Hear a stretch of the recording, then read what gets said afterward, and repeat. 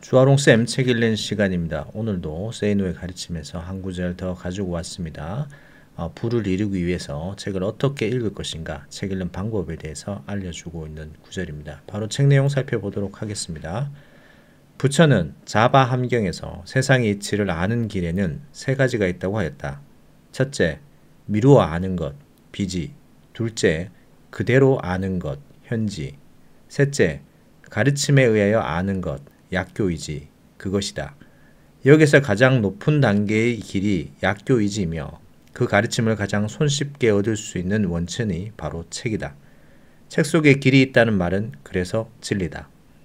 나는 어떤 때는 1년에 100권이 넘는 책을 읽기도 하는데 사람들은 바쁜 와중에 어떻게 그렇게 많이 읽을 수 있는지 의아하게 생각한다. 하지만 비밀이 있다. 나는 100권의 소설을 그렇게 읽는 것이 아니다.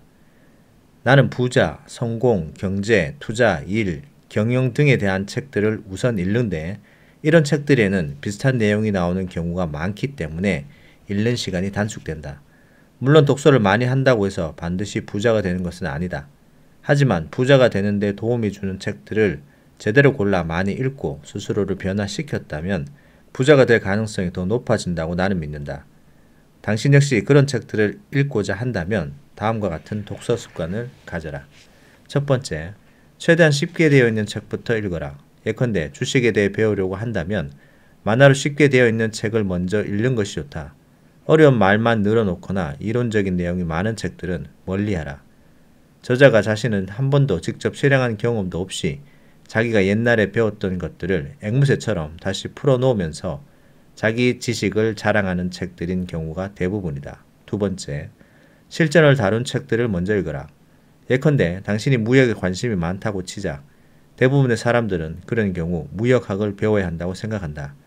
그래서 무역의 역사, 개념, 분류, 의의부터 시작해서 별걸 다 배우게 되는데 실용성이 약한 지식이나 이론은 학자가 될 생각이 없다면 깡그리 무시하는 것이 좋다. 사냥꾼에게 필요한 지식은 사냥의 역사와 의미, 종류 같은 것이 전혀 아니다. 동물 생태와 총 잘 쏘는 법이 아니겠는가. 세 번째, 같은 부류의 비슷한 책을 여러 권 읽어라. 이 세상에 완전한 책은 없다. 빠진 부분이 있기 마련이다. 그 빠진 부분은 다른 저자가 쓴 책에서 언급되는 경우도 많다. 그러나 학점이 필요하지 않는 한 대학 교과서 같은 것은 읽지 마라. 대부분 그런 교과서 같은 책들은 가격도 비싸고 제목도 무슨 론, 무슨 학으로 되어 있다. 그것을 쓴 사람들은 대개 실물 경제 근처도 안 가본 사람들이다. 네 번째, 아는 내용은 넘어가라. 나는 웬만한 책들은 대단히 빨리 본다. 많은 부분이 이미 다른 책에서 보았기에 알고 있거나 실천해온 내용이기 때문이다.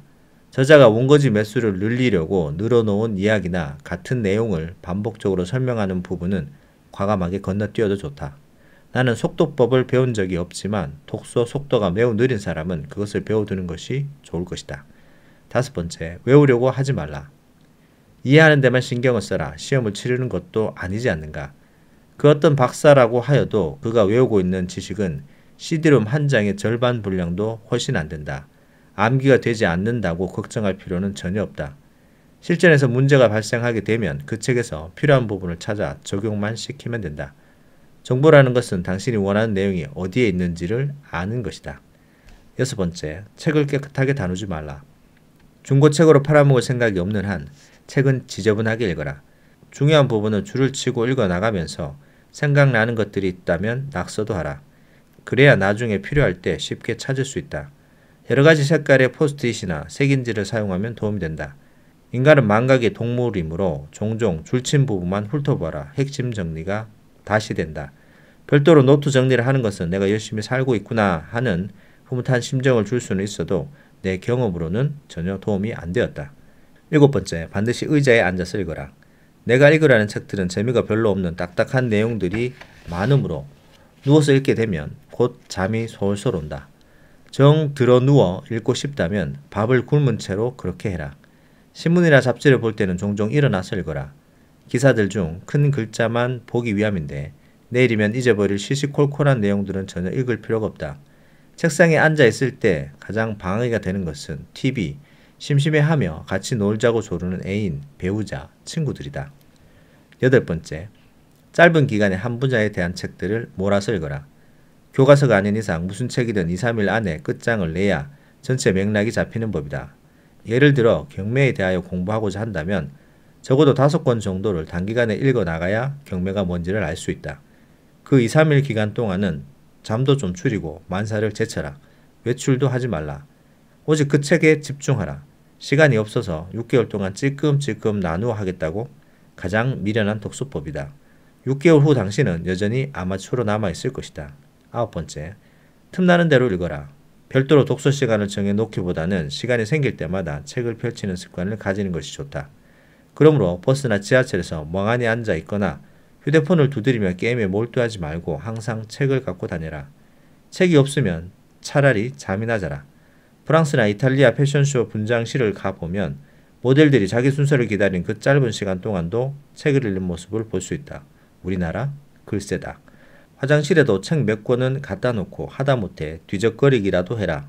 하루 5분을 뒤적이면 1년이면 30시간이나 된다. 10번째, 경제적 성공을 원한다면 정치인들에 대해서는 관심을 끊어라. 나는 정치 기사가 많은 잡지는 정기 구독한 적이 단 한 번도 없다. 기껏해야 여행 중 비행기 안에서 그런 잡지를 가끔 읽게 되는데 주간지는 5분, 월간지는 10분 정도만 본다. 제목이나 훑어본다는 말이다. 나는 정치 기사가 나의 삶을 윤택하게 해준다거나 교양 있게 만들어준다고는 단 한 번도 생각한 적이 없으며 그런 것에 관심이 많은 사람들 중 자기 할 일을 제대로 하는 사람도 별로 만나보지 못했다. 11번째, 일 잘하는 법에 대한 책들을 최우선적으로 찾아내 반드시 읽어라. 수많은 사람들이 전화 받는 방법도 제대로 모른다. 이미 알고 있다고?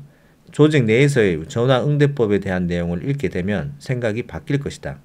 나는 수많은 이메일을 받는데 제대로 예의를 갖춰 쓴 것들은 얼마 되지 않는다. 편지 하나 제대로 쓰지 못하는 사람이 문서 하나를 제대로 꾸밀 수 있겠는가?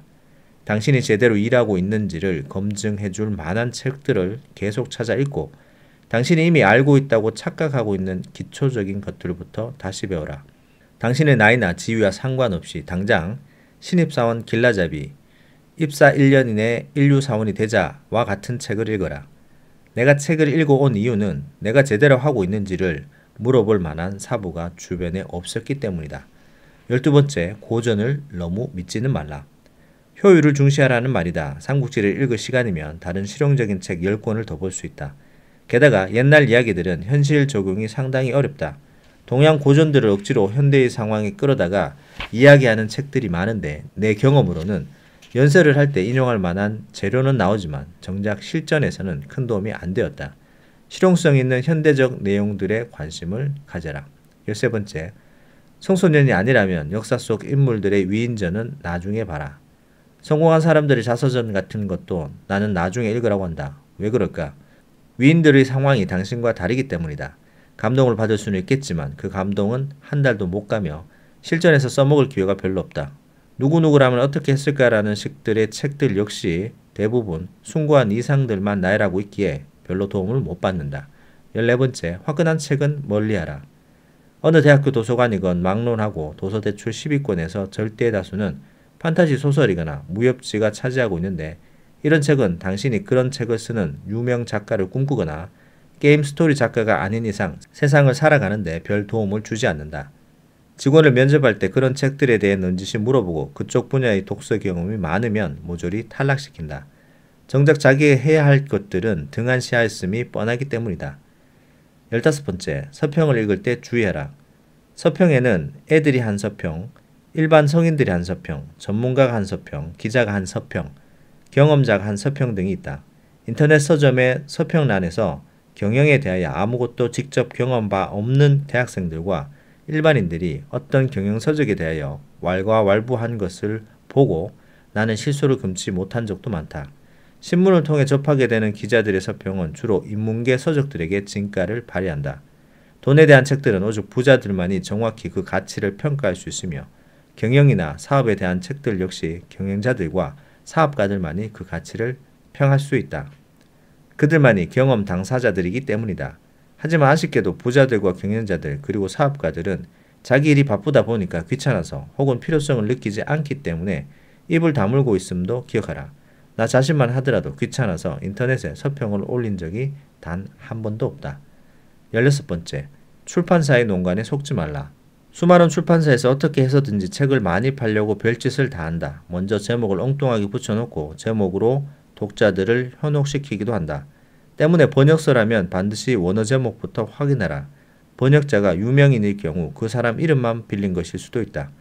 추천사는 책 내용하고는 상관없이 돈을 주고 얻을 수도 있고 출판사와 아는 처지여서 좋게 써주는 경우도 있으므로 절대적으로 신뢰할 만한 것은 못 된다. 국내 저술인 경우에는 전문 편집자들이 그럴듯하게 포장하여 내놓는 알맹이 없는 책들도 적지 않다. 저자로 표기된 사람이 직접 쓴 책이 아니라 대필 작가나 윤문 작가가 손을 많이 본 책들도 많다. 결국 쓰레기 같은 책들도 읽어나가면서 독자 스스로 안목을 높이는 수밖에 없다. 17번째, 자주 책방에 들러라. 읽고 싶은 책이 나타나면 읽을 시간이 당장은 없어도 우선은 구입하라.